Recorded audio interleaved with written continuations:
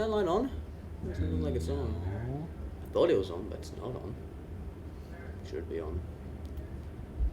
So, Uncle Ferdinand, how did you get that jacket? This jacket? Oh, well. It's a long story. Oh, long story. Wow. I guess when I was a child, I came to America with my parents, and we were walking the streets of San Francisco when, there, on the roadside, I saw a hobo lying there in the dirt. And I looked into his eyes, and he looked into mine, and in that moment, I realized that we would be together forever, and that we loved each other more than anything in the world. That night we met dirty, dirty, passionate sex love. And 70 years later, when we had 82 children and 1 abortion, we were sitting in the bed, and the hobo, he had hypothermia therma, and he was dying on the bed, and he looked into my eyes and he said, "Uncle Ferdinand, I love you, and I'm going to give you this jacket, and you will wear it for the rest of your life. Please, that's the only thing I want, because it's the only thing that gives me a boner these days." And so, as he died, I stripped his body, and I put on this jacket, and I shall wear it forevermore. Yeah. Did I answer your question? Yes, but hold on. Does that mean that when you visited America, you said that you were a child? Does that mean he was a pedophile?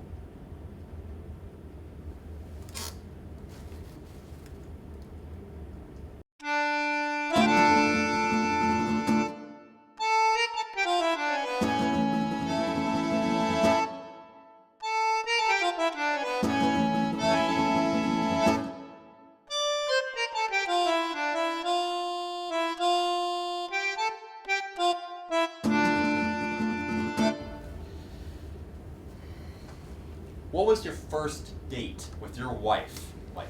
Oh, the wife I'm trying to convince to go back to me after that horrible divorce. Well, it was a beautiful time. It was a horrible time. It was both and neither at the same time. I was a child of 32, and I was looking across the horizon of the Italian seaboard, and I saw there, in the night sky, this woman, the breasts the size of baseballs, and shoes the size of skyscrapers.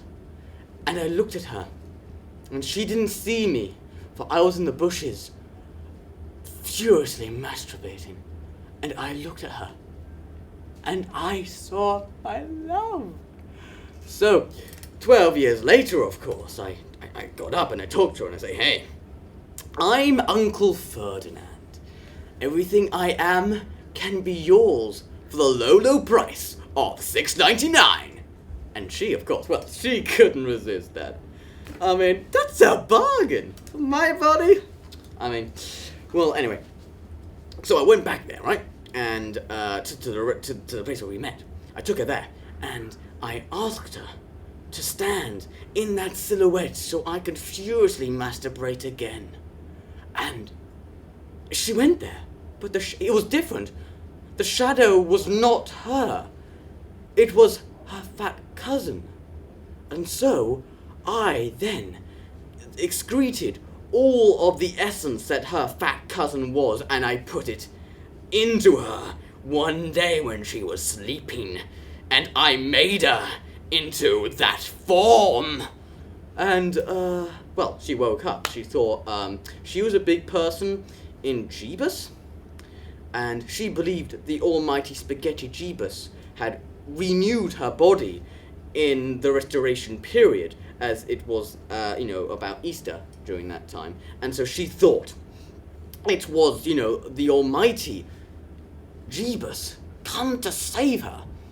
However, I came into the room, And of course, being Uncle Ferdanand, I dropped my pants and I waggled my little wiener, and she gave up all her religion and fell on top of me. For I am Uncle Ferdanand. Oh, it was a wonderful time. I had 12 herpes, 4 counts of AIDS. I died twice. That wasn't nice. But, that's how the whole thing started. I guess, but the real date, when we were together after the passionate sex and AIDS, we went to this lovely restaurant and we just chatted. Politics, about fish politics, about fish porn, about fish acrobats, about fish pornographic acrobats. It was amazing. I had never known someone that psychotically ill that wasn't me before. We connected on a level that was intuitive, not only to God, but to myself. And that's when I realized that I was gay. You see? So I had to marry her. I had to continue the lie, because if my publishers of the magazine that I wrote knew that I was gay, they wouldn't give me Smarties anymore. And then where would I be? In a ditch, somewhere eating coral. That's not even a proper food. So, I got married and we had 3 kids. But the sad thing about that was the kids drove her sane. She started to buy condoms and fruit. So, of course, she found me utterly irrepulsive. She wanted nothing to do with me. Not even my genital warts seemed appealing to her. You see? So, what could I do? I pretended to be a normal human being, cut a guy's face off, put it on my own, and said, "Hey, honey, I'm home." She screamed, ran out the door. I mean, the hell. Can I do nothing right? So now, eventually, after that little tiffle, and after I accidentally killed one of my children, it was an accident. I see your faces.